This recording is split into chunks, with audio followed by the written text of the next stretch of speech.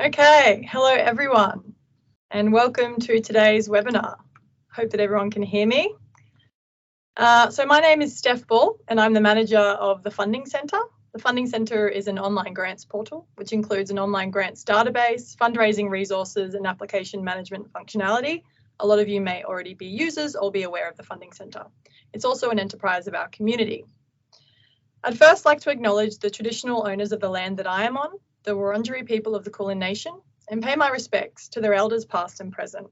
I'd also like to extend this respect to the traditional owners of the lands from which our audience are joining us from today. Please feel free to use the Teams chat to say hello, introduce yourself, and let us know which land you are calling in from. It's my pleasure to welcome you all to this webinar on outcomes with Jen Riley. When I first saw that Jen was doing a similar webinar for grant makers, I thought I'd ask if it were possible if we could flip the script and run one for grant seekers. When we had that first conversation, I couldn't have possibly imagined how popular it would be. We've now fully subscribed 2 sessions with 1,000 registrations, and we're considering doing a 3rd session. With such high levels of interest, it's worth mentioning that although we will be taking questions throughout the presentation, we'll only be doing this through a QR code on the slides, which will take you to a Mentimeter page where you can pose your questions and upvote other similar ones. The QR code will appear on all of the slides, and we'll also be sending a link in the chat for those of you who'd prefer to use your computer or laptop. I promise it's really easy to use. Please be mindful that we are at capacity, and so we won't be able to answer every single question, but we will try to answer some of the common ones that come up. Questions will be answered at the end of the session. If any of you are having any technical issues, please use the Teams chat, not the Mentimeter chat, and we will aim to assist as quickly as we can. It's important to note that this webinar will be recorded, and we'll be sending the recording to you all along with a copy of the slides and common questions and answers in an email next week. And just one final piece of housekeeping, we'll be sending out a survey at the end of today's session. Please fill it in if you have the time, as it will help us to better tailor future presentations and training to meet your needs. It's now my pleasure to introduce you to Jen Riley. Jen is Chief Impact Officer with Smarty Grants, an our community enterprise that some of you may have heard of. Jen has more than 20 years' experience in the social sector, having worked with government and large not-for-profits of all kinds, and has been part of leading firm Clear Horizon Consulting. She's a specialist in social sector change with skills in strategic planning, program and product design, management and evaluation. Okay, so that's everything from me. Now that the introductions are done, Jen, over to you. Thank you so much, and thank you for the introduction, and it's wonderful to be able to present to so many people today. So what we're going to cover. We are going to cover what outcomes are and what an outcomes orientation is, the difference between objectives, outputs and outcomes, and understand the relationship of a theory of change to outcomes and activities. So my first question to you guys that I'd like you to answer in the chat is, why should organisations measure outcomes? Why should we bother? It takes quite a lot of effort, it takes quite a bit of resourcing. So why should we do this? Just some thoughts, pop them down in the chat.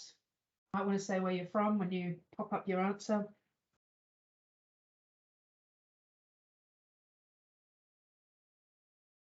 Yeah.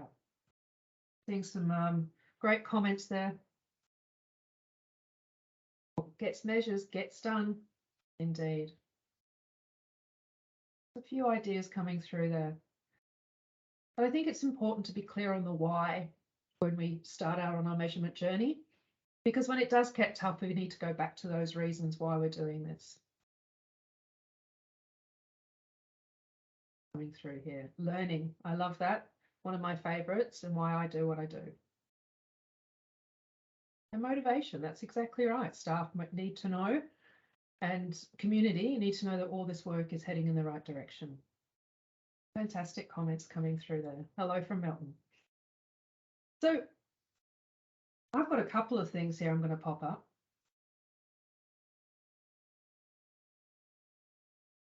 And many of them have come up in the chat. The big one's about being accountable for what we say we do. We spend community money,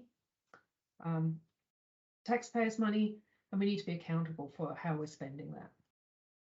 The big one about assessing if anything is changing for the people, environment, or other intended beneficiaries. Learn, which is fantastic to see that come up. Learn about what's working well and what we could do better. The continuous improvement. And as grant seekers, it's important because the funders are asking for it. And we're seeing a move towards pay for outcomes in some parts of Australia. So it's important for a number of reasons for yourselves, for the beneficiaries that you work in the name of, and for your stakeholders and funders. So what are they? Let's get right to it. Outcomes are basically the benefits or the changes for the individuals or organisations engaged in a project or program or initiative. They can be negative and they can be positive. We hope to have positive outcomes. It's generally in terms of changing what people do, how they think, what they know or what they can do, or what their condition is. And there's a neat little acronym that I've been using, which is called BACS. So B, it's worth you writing this one down because this is something you can take away from today. B is behaviour. So things like exercising daily is a change in behaviour. Attitude. This is incredibly hard to change, but many programs set out to change attitudes or beliefs or values, such as the attitude that women are equal. Circumstances, which is the C, or conditions. So that could be someone's employment status, have a job or not, housing status, knowledge, and know how to access their housing rights. Or it could be something like skills, such as the skill to manage a household budget or the skill to cook healthy food. So that BACS, B-A-C-K-S, is a useful thing to hang on to, because generally you can look at an outcome statement you've written and sort of assess it and say, well, is it one of these? Generally, an outcome will fit into one of those. There are other things such as, increasing motivation or access, which we'll talk a little bit about later on. But generally, an outcome will be either a behaviour, an attitude, a circumstance, a knowledge, or a skill. So here's an example of an output. There's a car seat. Many of us have bought with them over the years. And this is the output of the work of a car seat manufacturer. And they might output, say, 5,000 units a year. The outcome, the change, or the benefit, consequence, we hope, of this output is that there is a safe child and there's reduced harm in an accident. Let me give you another one, closer to home perhaps. One of your organisations might put on financial literacy classes. That's what you do, that's what you produce, and your output might be 10 literacy classes, 20 hours of teaching. But the question has to be, was anyone better off? And we hope, imagining if you ran that course, that you would hope there'd be an increase in knowledge of how to run a budget and how to reduce your debt. And in fact, you'd hope that eventually they do reduce debt, get into a better financial position. Measures can be met, outcomes can be measured, evaluated and reported on. And in fact, we believe they should be. I imagine many of you do as well, because otherwise, how do we know if our programs are making a difference? It's not to say that outputs are the bad guys here, because we need both. We need the output and the outcome. They're sort of different sides of the same coin. Outcomes don't exist without output. And outputs should have an intended outcome. So we need both. And I think as a sector, we're very, very good at measuring outputs, what we do, but I think the next step is this push towards outcomes. Another way of looking at it is this idea of throwing a rock into a pond, and my colleagues at Clear Horizon use this a lot. What you do, being the rock, and then the ripples in terms of the impact or the consequence of your intervention can be thought of in terms of short-term, medium-term and long-term outcomes. Now, the closer that ripple is to your product, the more you can sort of claim it and say, well, we've probably had an impact on that short-term outcome. The further those ripples go out, the further it gets away from your particular activity. And there may be other influences, such as, you know, improvement in overall health. So think of that when you think of the events, the youth programs, the environmental initiatives, the community development, the leadership programs, whatever else your service delivers, as the rock in this picture. And the outcome as something that follows as a consequence.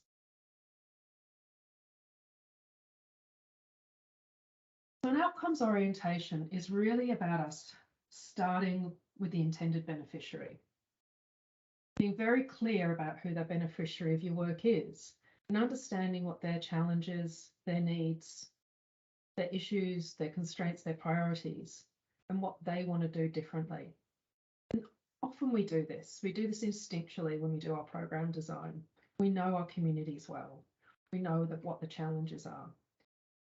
It's about then articulating that as opposed to what we do. I've read so many grant submissions where in the outcome columns, people write down what they're doing, like a program they're delivering or the number of people they're going to reach, but it doesn't tell us about what the changes will be for the beneficiary. The outcomes, not what you do, it's what somebody else experiences.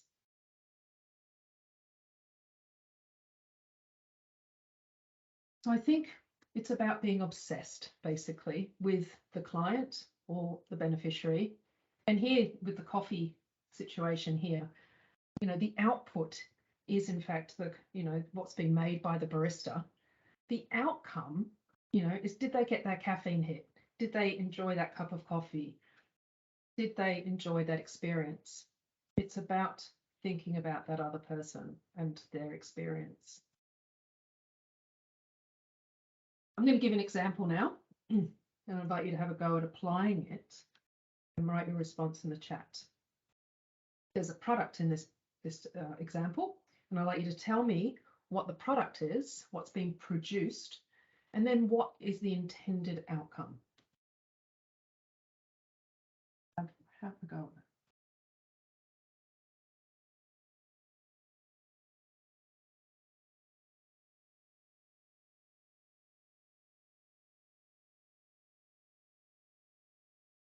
it. In the chat just yet. So what's being produced? Yes, thanks, Joe. The product is Coke and the outcome is happiness. Allegedly, it is according to Coca-Cola, the outcome is happiness. We might all have a different view on what the outcome of drinking sugary beverages are. Exactly, Jason. So in terms of marketing, they are excellent at identifying the outcome. They don't sell us the car seat. They don't sell us the bottle of Coke. They sell us the outcome. And this is what we need to get better at, is being focused on the change. I've got another one for you. What about this one? What's the output? What's being produced? What's the outcome? Remembering that the output in our definition is something that somebody else has produced. Bubbles and joys.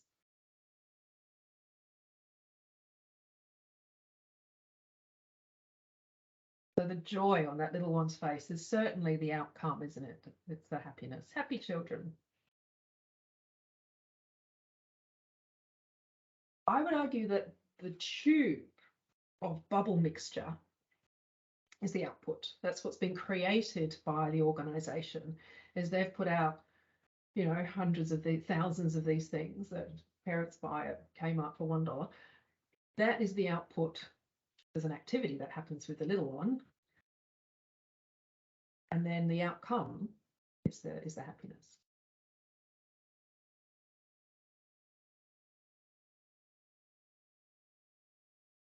So we'll keep going with this, because I think this is the core of this webinar, is really getting clear on outputs and outcomes. What about attendance? This is a tricky one. Does it fall into one of the facts categories. Is it a behavior or an attitude, a condition, knowledge, or skill? Think about this logic that we've set up about an output is something produced by you, the service, and an outcome is something, is the experience. It's something that the people do. It's a cause and effect relationship. Who wants to have a go at that one? It's such a mixture.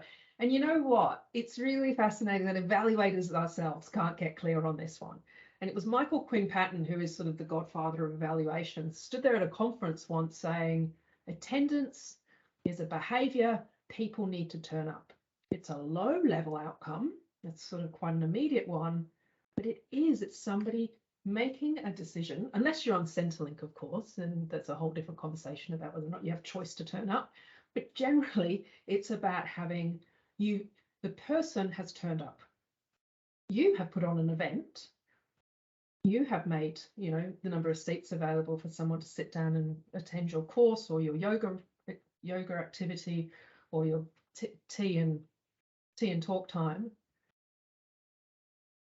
There are multiple outcomes that come. Think about the ripple. It's a very low order outcome. Getting someone to turn up is an outcome. Then we hope something good will emerge from that, such as they'll learn something, they'll connect with someone and so on. But attendance is actually, according to the logic, an outcome. What about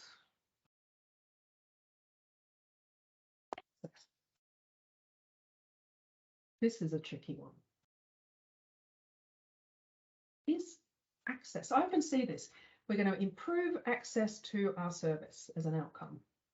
Is it an outcome or is it an output? And this is a hard one.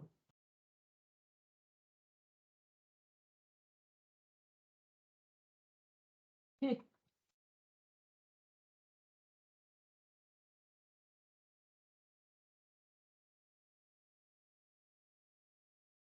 So access is tricky because you can deliver or produce access. You can provide a bus to get people to a service. You can provide a ramp so people can get in. Provide a bigger door. You can provide greater opening hours. So it is something you can deliver and it's something you can produce. But it's also an experience because take someone with children will tell you knowing a service has childcare will have a huge impact on their ability or capacity to attend a service. Again, a very immediate outcome, and you would hope there'd be other things that would follow that, such as having receiving the care and getting the knowledge or the skills to improve their condition and so on. But it is only at the beginning of that results chain. But access, depending on how it's written, can be either an output or an outcome. And look, there probably are other examples of this, but what I'm trying to do is provide a rule, provide a rationale so that you can at least, put it on one side of the ledger or the other and justify it and then get on with the work, really. So something to think about. But with the behavior, attitude, knowledge, and skills, they're outcomes. And then, we've got a few tricky ones here. But attendance, I would say, is an outcome. And access, as I said, depending on how it's written and how it's experienced, can be both. Now I'm going to talk about objectives to outcomes, because I think organisations often have great lists of objectives, normally because we've gotten quite good at strategic planning. And that's normally where you find objectives. So here's one. Here's an example. There's an objective given to me by a program manager. We want to increase access for people from cold backgrounds to attend community events. Okay, so why? And I think this is what you can ask your peers or ask yourself when you're looking at one of these objective statements and saying, to what end? Why do we want to do this? What do we expect the benefits for the end user or ultimate beneficiary to be? And asking those questions of each other or yourself as you're writing these objectives and trying to turn them into outcomes, it'll flow. It'll flow naturally. It'll be a statement like this, so that more people are connected to each other, spend money, generate income, got a sense of community cohesion. And I'm like, whoa, there's about 3 outcome statements in there when someone rattles off a statement like that. And I'm like, let's unpack that. Let's write it down and let's highlight that people are connected to each other is an outcome. Income for local business is an outcome, and this sense of community cohesion. And we literally just sort of pop those into statements. Then put the word increase in front of them because you're trying to change it, increase the connection, enhance it, hopefully not reduce it. And then also identify the who as well, which is really important. So it could be increased social connection amongst young people. The more specific, the better, especially when you come to measurement. But basically, that's how I would go from an objective statement to 3 outcome statements.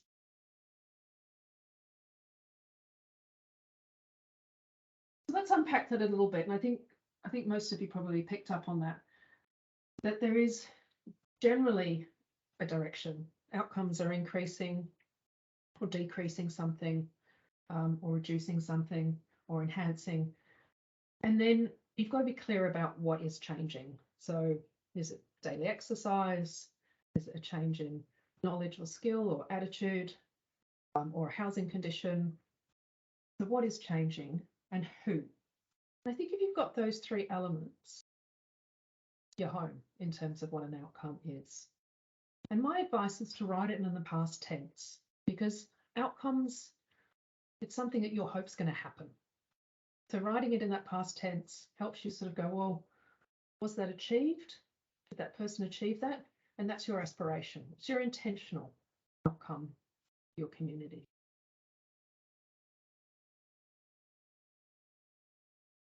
So when?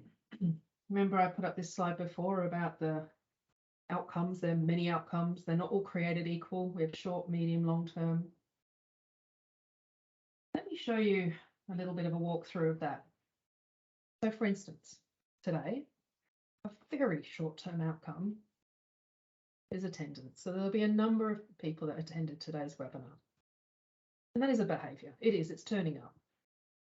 The short-term, the immediate outcome that I hoped would happen in this hour following here, some consolidation, is that you've improved your knowledge about outcomes measurement. So in that light blue down the bottom, you can see it's sort of those learning, awareness, skills, opinions, aspirations, motivations. That's what you can kind of hope in a short-term sort of burst following an activity. Whether or not they sustain is another matter, but that's what you can kind of hope for in that short term. What we know about behaviour change is that if exposure is repeated, if there's multiple dosages of an experience, then we're likely to see a behaviour change or an action or a change in practice. So I would hope it'd be better if you came back and did another webinar next week, or you went away and read something next week.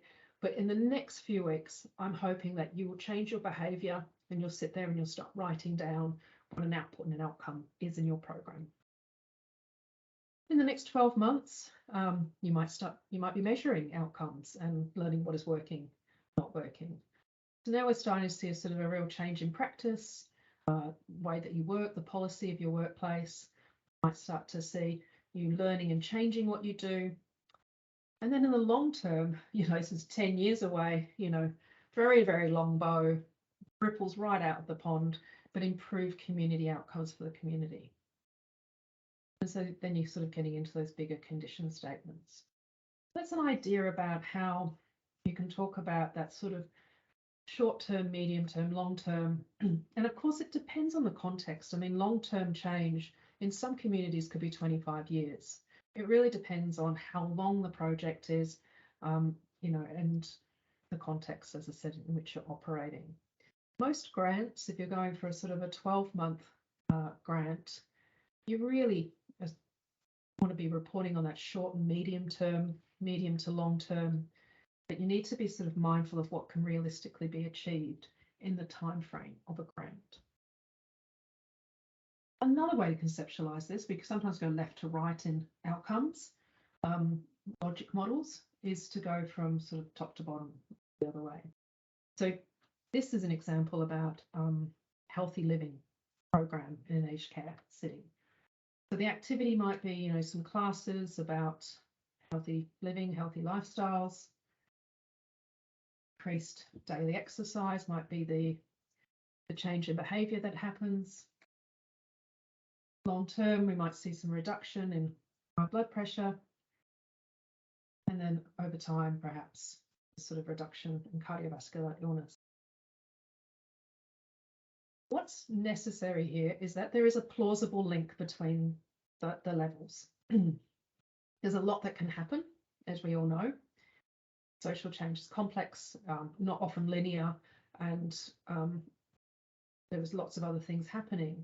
But I think at least having a hypothesis of why you're doing the activity, identifying the short, medium, and long term in a way that makes sense, that is plausible, it's viable, it makes sense. But not having this can sometimes have a negative impact for you because you don't know, if things are happening in the medium term, are they going to happen in the long term if you haven't unpacked the change that you're hoping for? And I'm going to talk a bit about that in theory of change. But I think for the purposes of this is to understand, is there a plausible link to your North Star? You're trying to reduce cardiovascular illness in a population.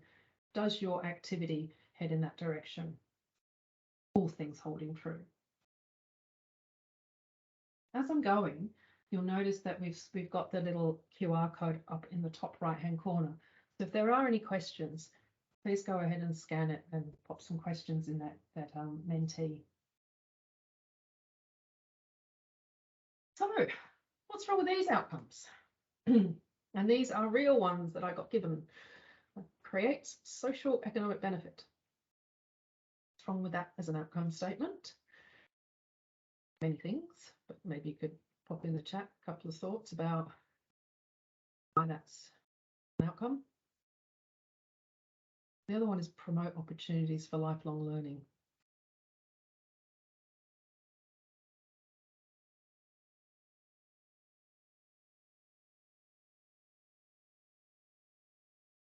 Yes, it doesn't identify who. We don't know who in either of those examples. It's not specific enough. Like what social benefit? What economic development? Yeah, too broad, too vague. So I think it's about what is it that's changing, for who, and increasing, decreasing. Exactly, promote is something that you do. It's something, as an organisation, promotion is something that you do, unless, of course, the design of the project is to get young people to promote something to others. Generally, that's an objective statement. That's what you're doing to create lifelong learning.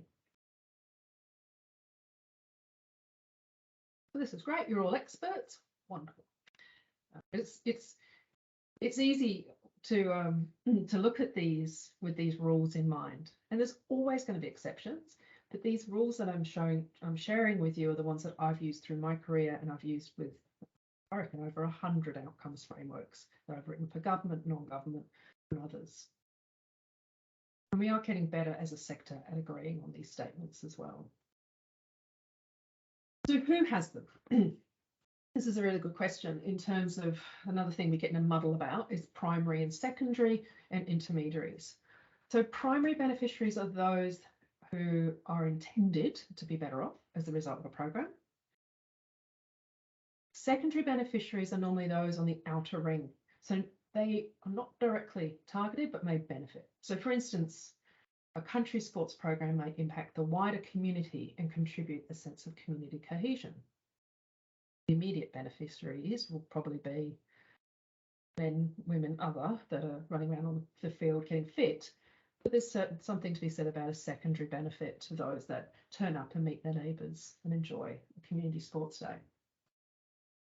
Intermediaries. Now, many of you will work through intermediaries. It is a valid program design to work through others to reach an intended beneficiary.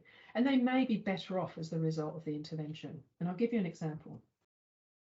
A classic one, early literacy programs. We often work with the parent. We're trying to change the behaviour of the parent to share a book daily. the primary beneficiary is the child who has improved early literacy skills or early school readiness, but it may be that you have to measure the outcome of, well, did the parent change their behaviour? Because that was the design of the program. Other examples of that are sort of working with GPs to change GPs' attitude, general practitioners, doctors, to perhaps understand issues affecting LGBTQI youth, for instance, and by changing the way they behave and present will ultimately have a good impact for the young people attending the surgery. Working with employers, changing the way that they perhaps engage with, I don't know, people returning from work. There's a number of examples where you will have intermediaries as a way of creating social change. I've just put this again in another sort of diagram that individuals can have outcomes, so can groups, so can populations, so can organisations. In terms of population, I'm just going to quickly touch on this, but a population level outcome, I would say pretty much none of you will change the population of anything. Unfortunately, most organisations are no way big enough. If you worked in a collective impact model, you may be able as a collective change the population of a large group, but honestly, what we're hoping to do is change the intended cohort we're working with. And the theory of change is if we all do that, we all work with mental health for the young people, then eventually as a whole will contribute to population level outcomes. But you can't be held accountable, and no funder should expect you to move the needle on mental health for the whole of City of Dandenong. So just make sure you're clear about your who, and if it's that 25 participants aged between 12 and 18, let's be clear about who they are. And that will also influence your design of your program, of course. So good to know that definition there between population and program outcome. So how do we do this? How do we come up with outcomes? And this is where theory of change comes in. And I'll walk us through an example. So theory of change is really a hypothesis, as I talked about before, where short term leads to medium term, leads to long term. It's about having it written down so that we can identify short and medium and long term. And there are many change theories documented, things such as diffusion theory, social modelling, bandwagon effect, white coat theory, where somebody in a white coat tells you to do something, you'll do it, peer pressure. But we also have our own theories, and that are important to us in a local context, which may be a mashup of the above: incentives, positive reinforcement, so on. So here's an example of a current state and future state. Children have poor health. We want children to have better health. And if you distilled most of your projects down, they sort of come down to, you're in the current state, you're trying to change something in the future. This example was taken from a fantastic book called Purposeful Program Theory by Sue Funnell and Patricia Rogers. And it's an excellent, excellent book. For anyone who really wants to get into theories of change, that is my recommendation. So we come along and we decide we're going to provide free apples to the children at school. So probably a welfare theory of change, but we do it. These are some of the sorts of projects we do. Sometimes they work. But this one here is an example of another one that we might do: provide access to housing support services, with a hope that people have a home and they feel safe and secure. So we've got the sort of current and future state. And in the middle is big black box. So we need to unpack what the change is, what the miracle leap is between point A and point B. I quite like this little cartoon, because often we do this. We say we're going to run a workshop and then we're going to empower people to access better food. And what's the bit in the middle? What are we hoping is going to happen in the middle? So I'm going to ask you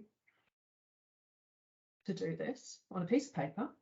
Grab a piece of paper and a pen, which I hope you've all got in front of you. And I'm going to ask you to fill out these boxes, because I think the best way to do this is to just get right into it. Sometimes you can do it with post-it notes. That's a really fun way to do it. Just get a couple of sticky notes and then you can move them around. Grab a piece of paper, like I did earlier. Give out apples at one end, and then a couple of empty boxes, and improve health for children. Take a second, do it with me. Better than me telling you. There's my theory of change. If you happen to have post-it notes, that's always useful.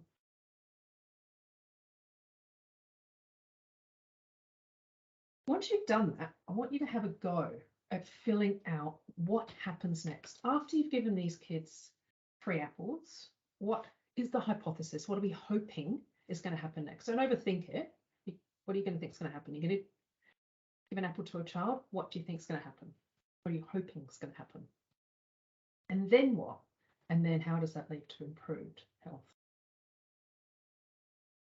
Now, normally, if we're in a smaller group, I'd sort of get people to give back some feedback, but we're in a larger group, so it's a bit more tricky. But hopefully you've all had a go at that. I'm going to give you some answers now. We are hoping that the children actually eat the apple.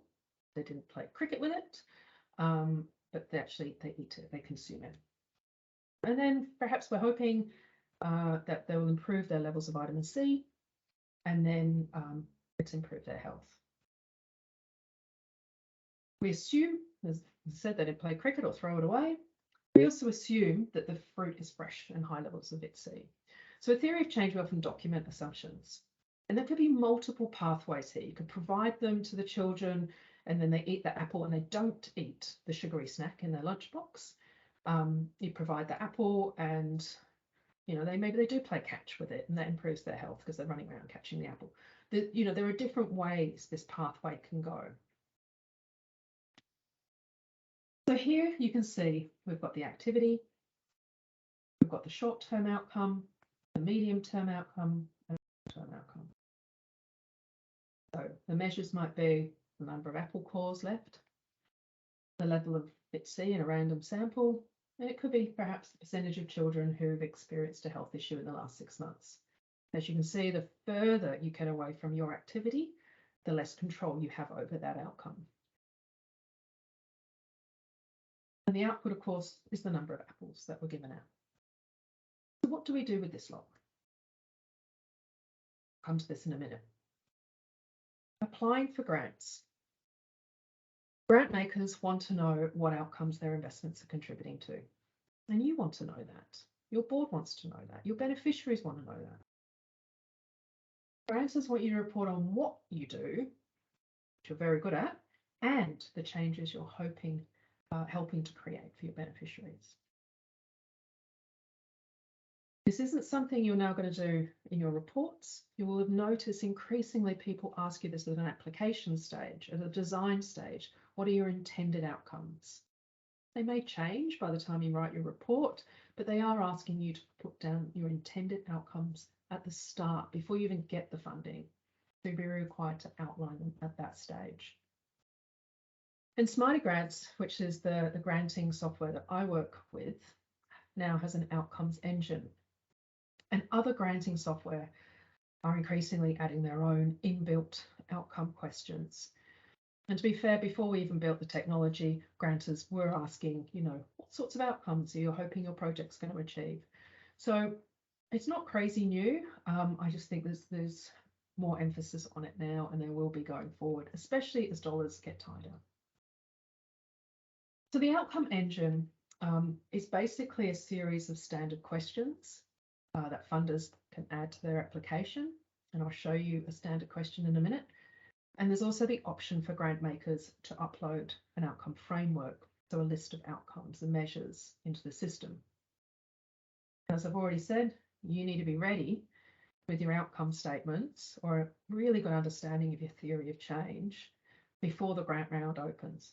You do not want to be running around on a Thursday night trying to get everyone to buy in to an outcome statement or a theory of change before a grant's due. So here is an outcome standard section from Smarty Grants, and it looks like this.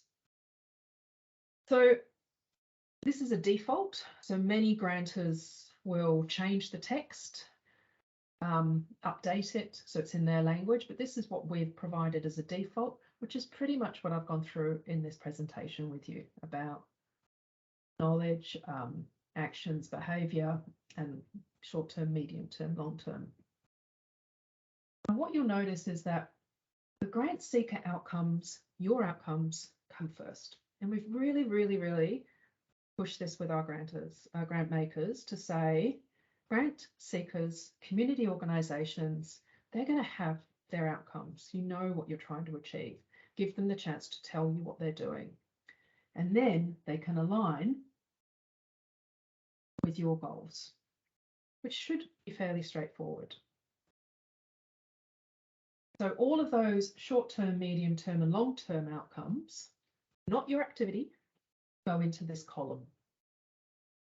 And in fact, I would be careful about putting in that long-term outcome because as we know, a lot can happen, and depending on the scale and size and dosage of your and investment, that might not be achievable. Set yourselves up for success. Be honest about what you can achieve in the short and medium term, because you do a lot. And that's what the grant makers need to understand, and they're on a journey to understand the complexity of social change. So let's break it down and give them short and medium term outcomes that you're working towards and have a plausibility to achieve, and hopefully an evidence base to achieve that long-term change. So here's an example. I popped in here my outcome. I'm running a positive parenting program that I hope to increase positive parenting skills. Now, when I go to alignment, there's a drop-down menu, and I can see that my funder is interested in happy families, healthy children, and school-ready children. So what I do then is I select one of those, selecting happy families, and then in the column where it says, how does your intended outcome link to our outcome goals, I'm able to write in there, positive parenting skills is shown to improve family dynamics. There is a very strong evidence base for that. So we're hoping, and I'm seeing a lot of grant makers take up this approach, because we are saying, put the grant seeker outcome first, let them align to what you want to achieve rather than the other way around. And then collectively, you know, we can make these changes. And you can see more there's an add more button, so you have the opportunity to add a few more. Ask for budget. This is really important. Don't ask, don't get. And we are pushing this message as well, that if grant makers want you to report on outcomes, want you to measure outcomes, take the time to design outcomes, do theories of change workshops with your stakeholders and your staff, you need resources to do that. Where I come from in international development, from Department of Foreign Affairs and Trade, or Oxfam or United Nations, they'll have 10% budget for monitoring and evaluation. And increasingly, and if we all start asking for it, and if we all start putting it in our budgets, we're going to start to see that be a standard and a norm in Australia. But it takes all of us putting it into our budgets. And in fact, I think grant makers will be impressed to see that you're considering monitoring and evaluation. It's proportionate. So if you're running a $10,000 project, you're only asking for $1,000. Or if you're doing a $100,000 project, you're asking for $10,000 and so on. It's proportionate to the investment and the effort. And it is a best practice standard. But you don't put it in your budget, you're not going to get the money to do it. So that is important. So here we go. It's 1:44. We've got 15 minutes for questions. So I just want to recap what we've gone through today. I've explained what outcomes are and what an outcomes orientation or an outcomes mindset is. The obsession with the other.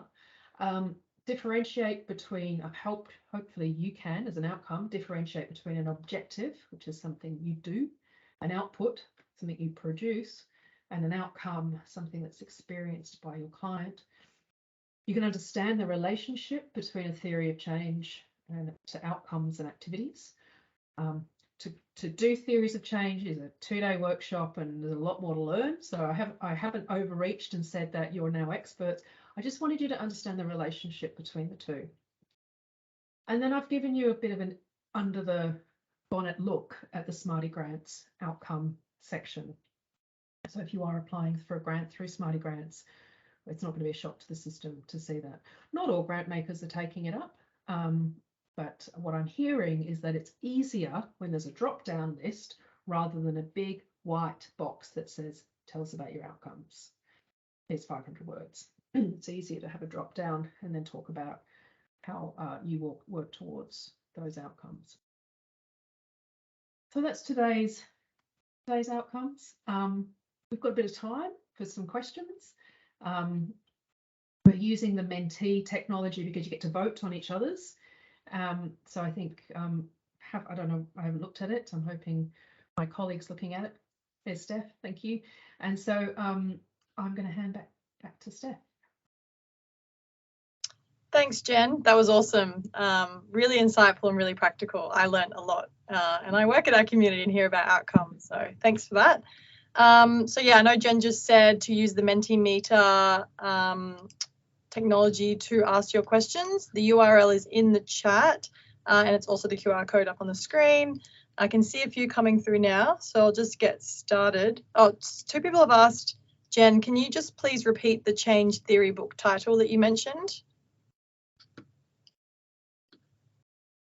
Purposeful Program Theory by Sue Funnell and Patricia Rogers. It is excellent. Probably the only book you need to read on program theories. It's really good.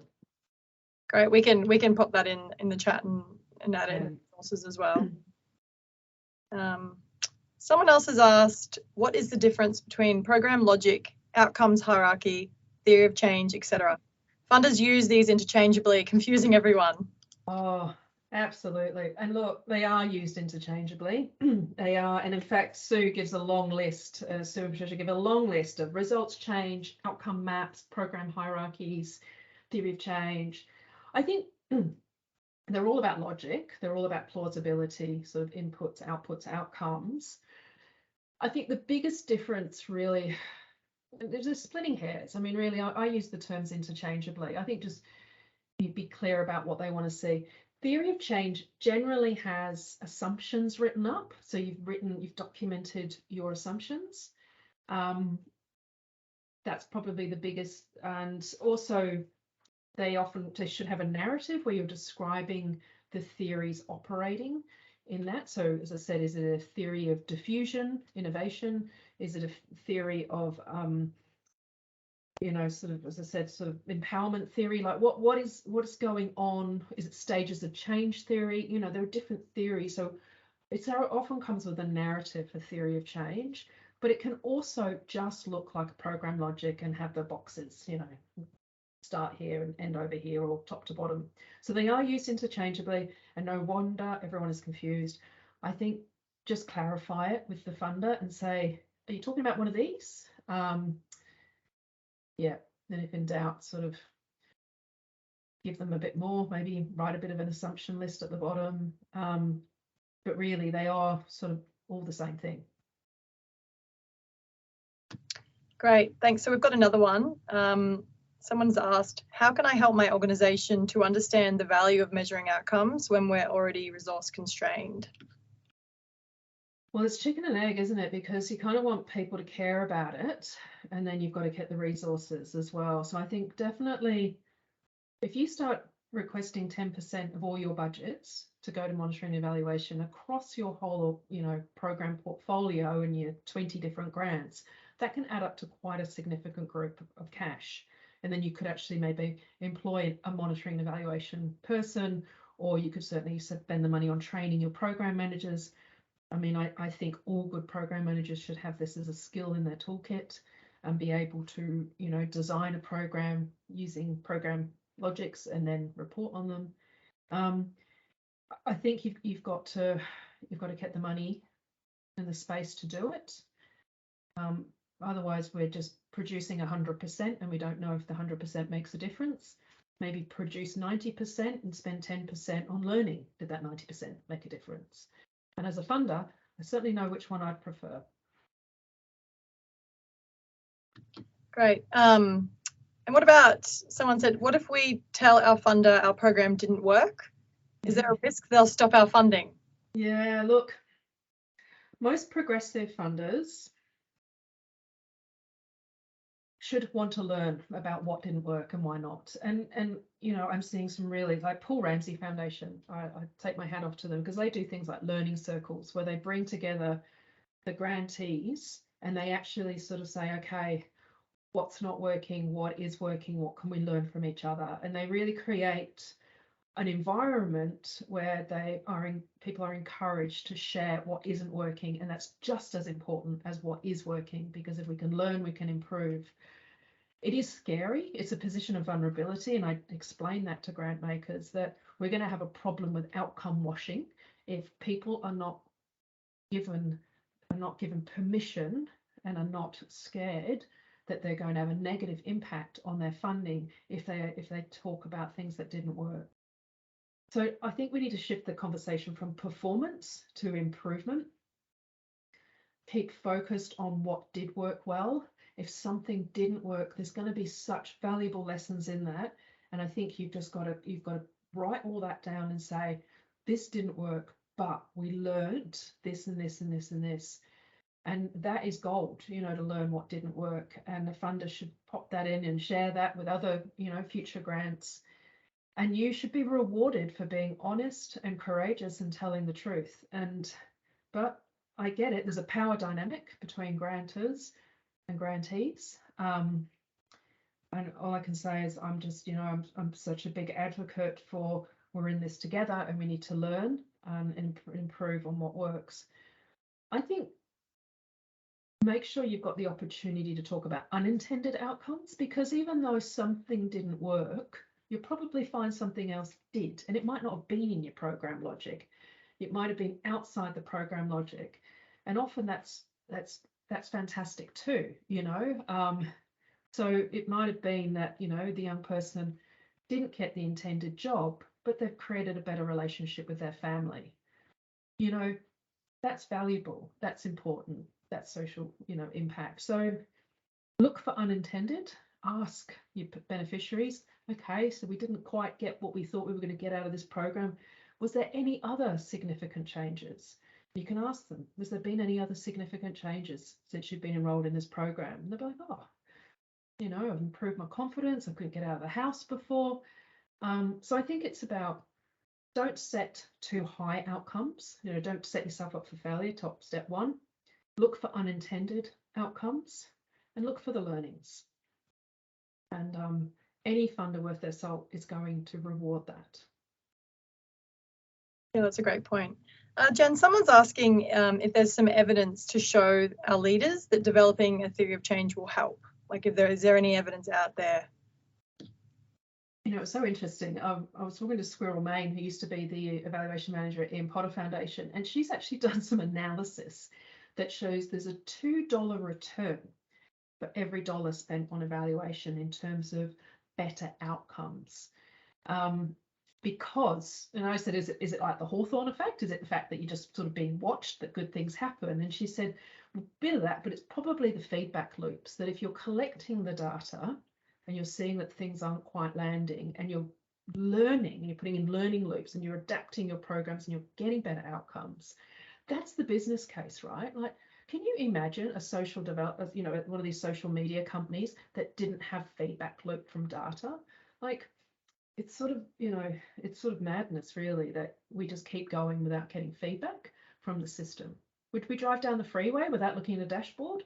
You know, so I think I hear you, it's challenging, but I think the reasons that we put up at the beginning of the webinar about, you know, we want to be accountable. We want to assess if something's changing. We want to be motivated by the results. We want to learn. And if they really still don't like it, get another job. Sage advice. Someone has asked, is documenting assumptions a process for trying to eliminate risk? So can that kind of fall within risk assessment?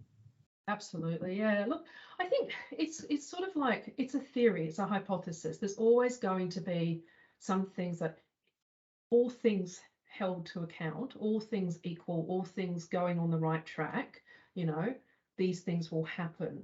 And I think by documenting them gives you an opportunity that when you do your evaluation, you go, well, did they hold true? So if you have to replicate that program, you say, look, this worked well, but it only worked well because A, we weren't in lockdown, or, you know, B, people had cars to get there. And when you write your assumptions, you might actually identify some high risks to your programs going, gee, we haven't really thought about it.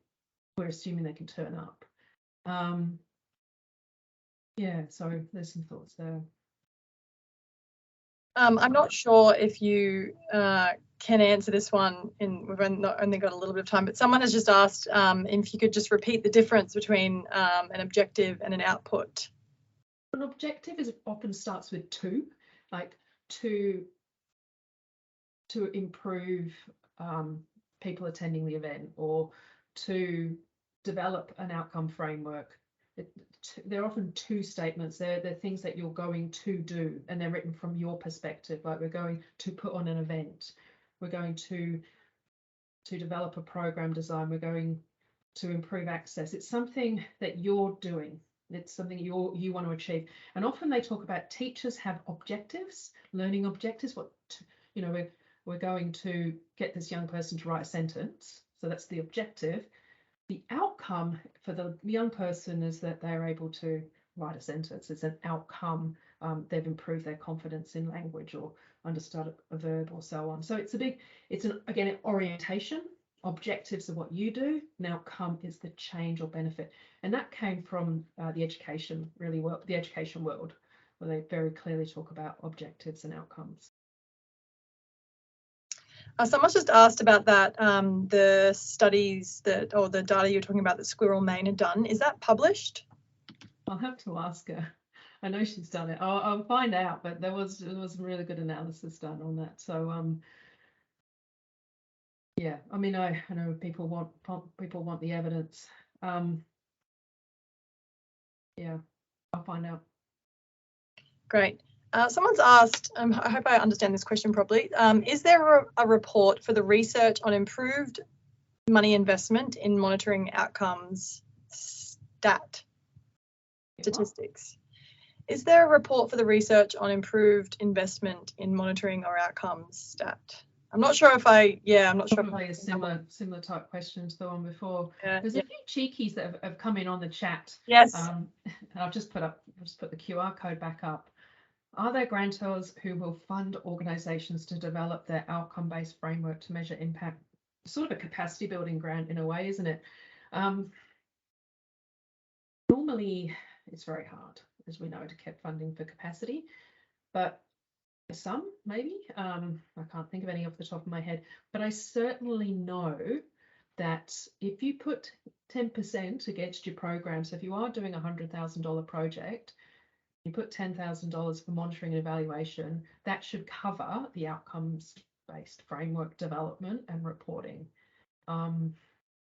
Yeah, but getting funding for it purely by itself is really tricky. There could be, but generally it's part of the program.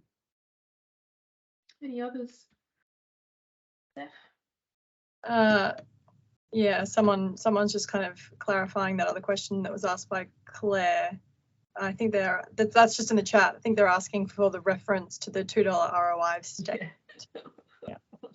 I'll have to check with Squirrel Main. But yeah, it was a thing. She definitely looked into it in terms of outcomes of the program being much better, quality of the program being better as the result of having a monitoring evaluation framework with it. We've only got a minute to go. So there's one last question, which is where can I learn more about outcomes? Potentially, I've actually got that up on the screen there. Yeah. Look, I think there's the Australian Evaluation Society. I should put them up as well. The AES, the Australian Evaluation Society, where you can go. Often there's a number of courses and things on there. There's where I used to work, Clear Horizon, have Clear Horizon Learning Academy. So there's a number of courses on there. Social Impact Measurement Network Australia is a great network. SIMNA, they've got their awards coming up in the next couple of weeks, and there's chapters in each state, so you can go along and meet others. I mean, we're all on a learning journey with this, and I think if it's something that you're really, really interested in, there is so many resources out there, but really you've just got to give it a go. You know, you've got to sort of take your program, pull it apart, have a look at it from, you know, the outputs and the outcomes and the theories operating about social change. And what we will do is, you know, we will run another set of courses in the new year. I'm especially interested around the measurement of outcomes and sort of sharing some information. It's just been wonderful to have so many people turn up. It really, you know, sort of propels us to put on more information and provide, because obviously needed in the sector. We had a hunch, didn't we, Steph? So yeah, there's going to be more coming from us, but there's a few ideas up on the page there. Yep, great. Well, that's 2 on the dot. So thank you so much, Jen, and for answering those questions at the end. Thanks to everyone who turned up and got involved. We really appreciate it. As the dust settles, we'll answer any unanswered questions and we'll let you know where we're going in the future. And as I mentioned, there is a survey that you should be receiving in your inbox in a few minutes. I'd love it if you could fill it out. So Jen, thanks again, and thanks to everyone else. And yeah, on behalf of the Our Community team, we thank you for joining us. Thank you. Bye.